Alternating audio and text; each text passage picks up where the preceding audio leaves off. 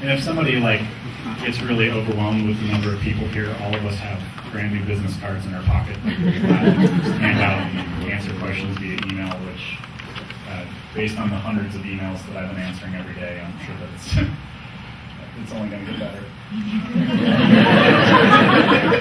So one of the main things, and this has come up with a lot of musicians, especially, as what about security? At Junction View, we have a safe environment because we built a team and people are looking out for each other. At any point, though, somebody could come in and grasp something, and obviously we don't want that to happen, so we watch out for each other. But what we're hoping to do with this building is create an actual secure environment where there'll be locked areas that if you're a paying musician and you have a studio, that you have access to that area, and that you don't need access to the retail area unless it's open, unless there's somebody there. And this won't be segregated. So during the day, when there's business hours and people are there, we can have it open so that people can see the building. But we don't have people roaming in the studios they're not supposed to be. $10,000 worth of music equipment is a lot of music equipment, and we'd like people to be able to keep it.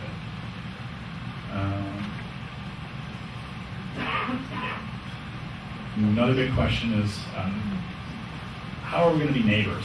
What's parking going to look like? And we're hearing a lot of questions about that. And we've already started discussions with the city, and the city's been very supportive of saying that they're willing to talk with us.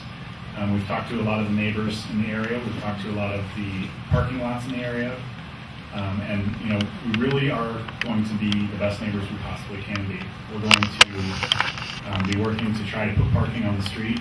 We're going to be working with hopefully the neighborhood across the street, which we'll show in a minute. And this is going to be a challenge. We'll do what we can to encourage non-automobile transportation, which I think is something that a lot of people are supportive of.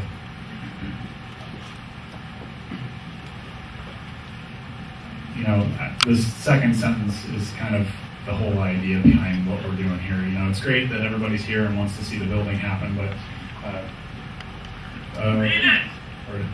read it. Revitalization of the building is great. The revitalization of the neighborhood is greater. And the hope is that this will be a catalyst. Somewhere in one of these slides, I already flipped the next one, it's not that.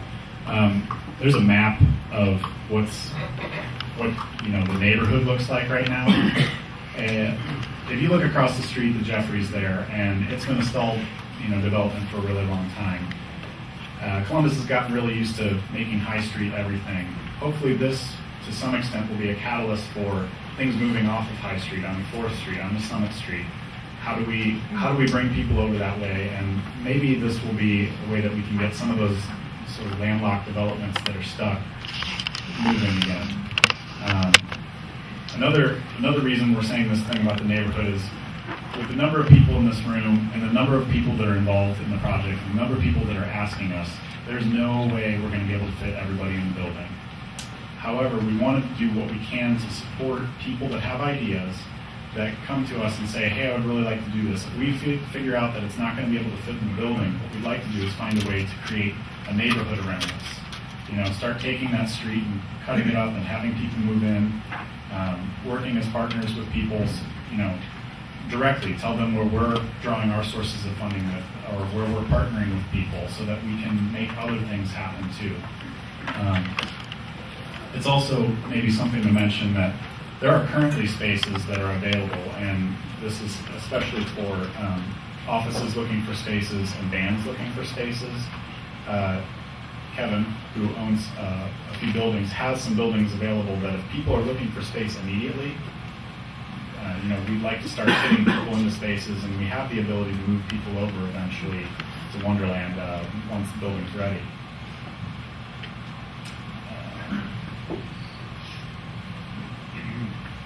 Kind of already said this, and maybe this is just me feeling like these guys are, making things go, and being able to have a partnership between people that do all these individual things, and then knowing that when we sit down at a table, we put our brains together, and there's a single concept that we're going for.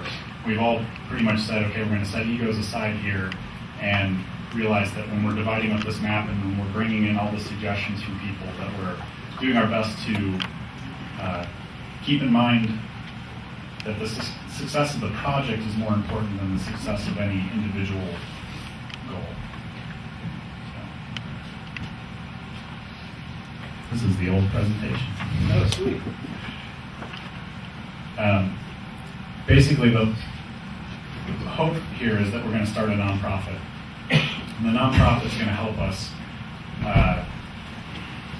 We have started a nonprofit, I should say. The goal of the nonprofit is going to be to take the ideas that people have, whether they happen in this building or not, and provide a middleman that will help provide leverage to major organizations that have money, and will also help the people with the ideas find spaces for what they want to do. And at the same time, it can serve as sort of a filter for financial go-between, where maybe this turns into something where we're running several different properties, and the one management group is able to, pull in. Help me understand that. Crazy. Where the management group can pull in resources and spread the wealth around. It'll also provide a transparent structure. A lot of people are really concerned with, where's this money going to? Who's going to get all this? Well, having a nonprofit there hopefully will be the way that people can just look up. As a nonprofit, we'll have to do reporting, and people will be able to see where the money is going. This is another one of those, everybody's brain is in the same realm. Everybody asks, how much is space going to be? How much is this going to cost? And the answer right now is there isn't a definitive answer because we don't know exactly what the building is going to be made up of. The general idea is the cost that people are paying in current spaces now, it'll be relatively close to that. What artists are paying for Junction View or Sandbox or retail space or music space in town right now will be very similar. The difference being what we'll be providing them is a world of difference. You have Junction View paying cheap rent with no heat, and everybody that works in here knows that your hands get cold and it sucks working here when it's cold. Well, we won't have to worry about that because we'll have a heat. There'll be a heater in one room. Okay, so this is where it goes from us to you, and the whole reason we're having this meeting is because we don't want to make a building and decide what's in it and then have everybody say, well, I don't need that.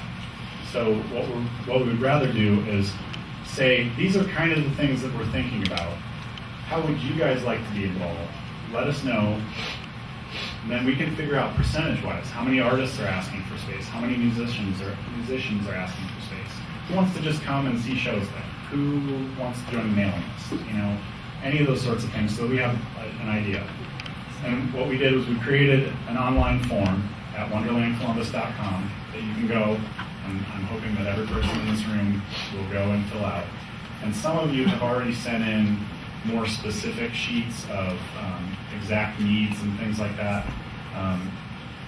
You can definitely fill the form out again to help us out, but we have some of those things. Now what we're going to do over the next, I imagine the next month, is sit down and we're going to analyze all of what's come in and figure out the best way to make this building happen. And, what is going to make this the most successful? So, wonderlandcolumbus.com. And the last slide's not going to be on there. We have a really nice picture of the sign, and the answer to the question that everybody seems to answer is, that asked us is, yes, we are going to keep the sign. We're going to have it lit up, and it's not going anywhere. So. When is it open? Ask Kevin independently in a minute.